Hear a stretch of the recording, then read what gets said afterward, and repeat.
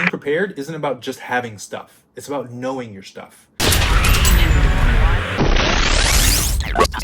Welcome back to my channel. I'm Clark, and this is Stay Ready. So today I wanted to go over my field go bag. Now, you've already seen my Gray Man go bag. I'll show you how to make a go bag, or at least what I keep in my go bag. This is built for urban environments and getting out of Dodge quickly and staying unnoticed in the city. If that's what you're looking for, go check out that video next. This is a different beast. This is the field go bag. This is the same mindset, but more capabilities. Dude, if I'm trying to really get out of Dodge and not just like get away from a building, but like travel through LA, maybe try to get into the mountains or somewhere, this is gonna be the bag that I choose. We're gonna pack it at the very end so you can see everything that's in there, but this really isn't even about what's in the bag. Today's gonna be more about the philosophy of the bag and how we use it and how we get around.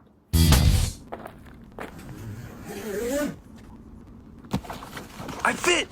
I'm a multi-tool now. Your liability. Multi-liability. All right.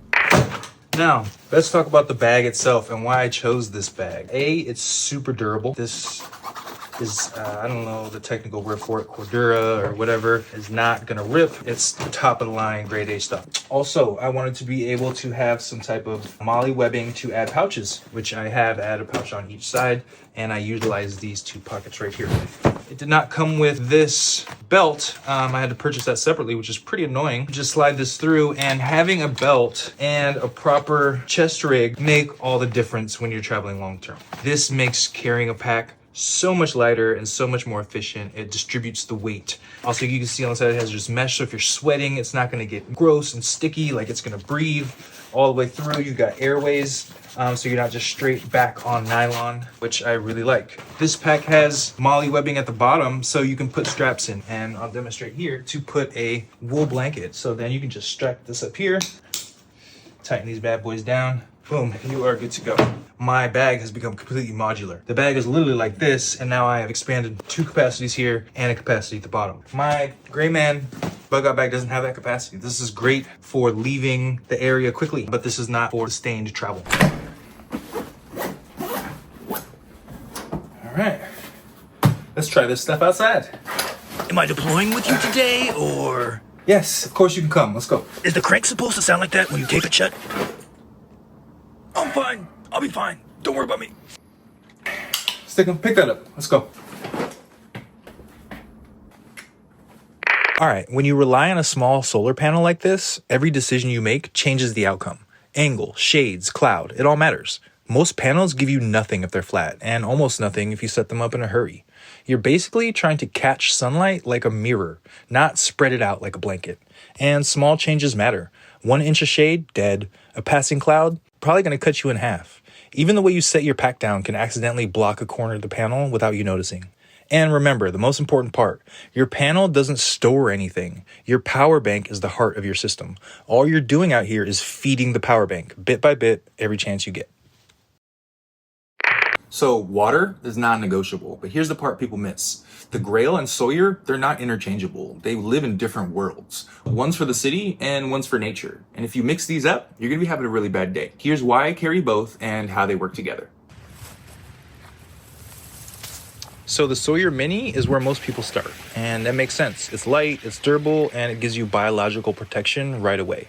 Lakes, rivers, streams, runoff. Sawyer handles the wilderness side really well, but it has its limits, and you'll see here.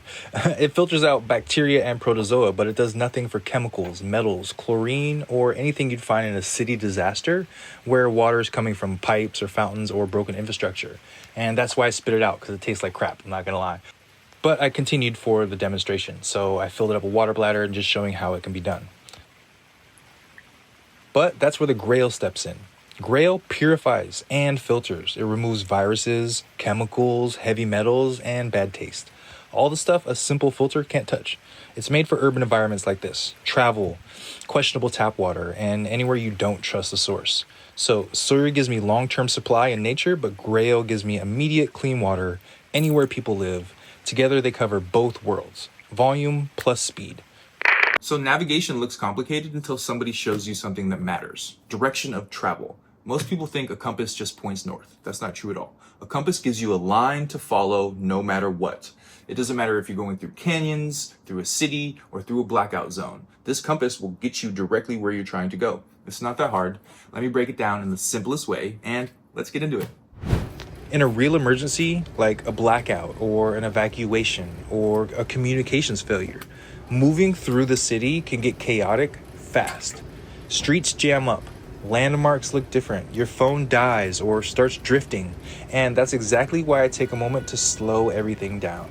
So I drop the pack, take a breath, spread the map out, and reset. It seems simple, but that pause is where you get your brain back. You make better decisions when you're deliberate, not reacting. Most people think a compass is complicated, but it's really not. Once you understand what it's doing, it becomes one of the easiest, most reliable tools you can carry, especially when time matters. I start by marking where I'm standing right now. Then I mark my first waypoint, where I actually need to go, and then a secondary waypoint to build a clean route. This removes the guesswork. It gives the chaos a direction. From there, I draw a line from my position to that first waypoint and read the bearing off the map. For me, it's about 20 degrees. That singular number is all I need. Not street names, not apps, no luck, just a direction.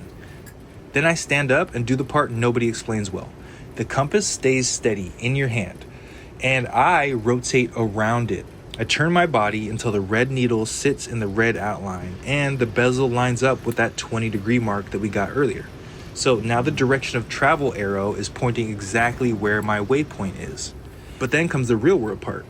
I look up and there's a building blocking the line, and that's normal in a city. Disasters don't magically make the streets clear, so you have to choose left or right around it. As long as you return to that bearing afterward, you're still on course. One last thing, putting your pack on from a table saves your back and keeps you moving clean. When your bag is heavy, when stress is high, little efficiencies like this, they really matter. Okay, let's run some packing logic. Your bag needs a flow, right? So your most used tools should be on the outside, easily accessible. Your least used, slowest tools should be on the inside. Pretty simple, right? So just for example, on the outside, Nipex, I might need to snip something. And I use this top pouch specifically for this. Binoculars, a Leatherman tool, a headlamp, an emergency whistle, and a Silcock key. Boom, all right here, immediately accessible. Maybe I need a knife. Boom, right here. In the inside, just example, stuff that I definitely need but might not need right away. First of all, you can see my pack. Everything is modular. Pouch, pouch, pouch, pouch, pouch, pouch. That way everything stays separated. Everything you need to make a fire is in here. I don't need that right away. That doesn't need to be on the outside. I can search for that later on when I've set up camp. Stove, probably not gonna need that right away. Fully buried away. Perfect example. And if I need my med pack, zip, rip.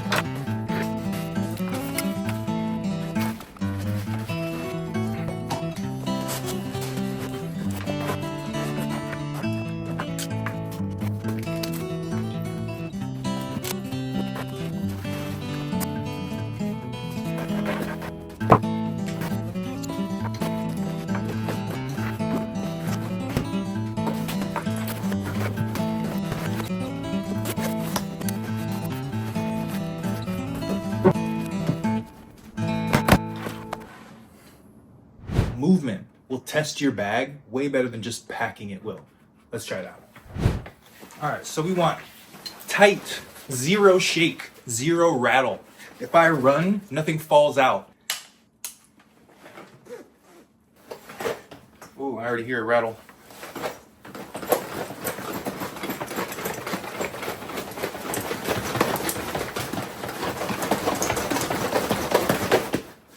Rattling, but everything's locked in.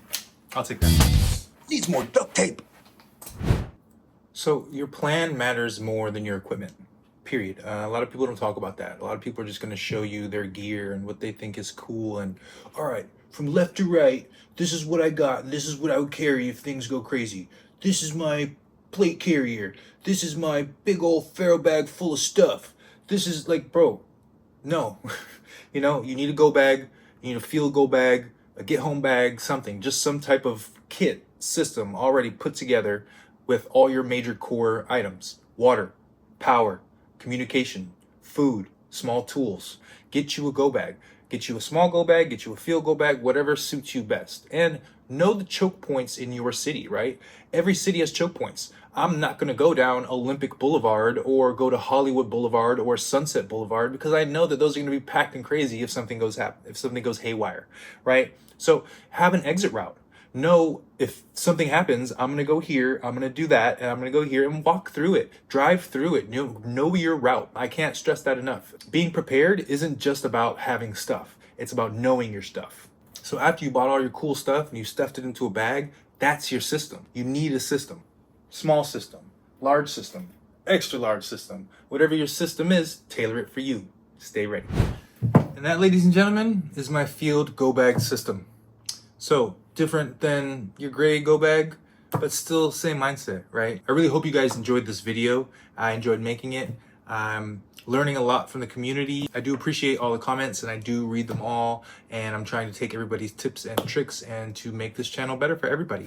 I don't know if you noticed in my little fire bag, but I did add a butane torch Zippo insert. So rather than just the electric and the regular fuel one. So appreciate you guys watching. I got another video coming next week. I'm going to do my shelter in place setup, and then I'm going to do a comparison on all 3 bags, or I guess 2 bags and a shelter in place.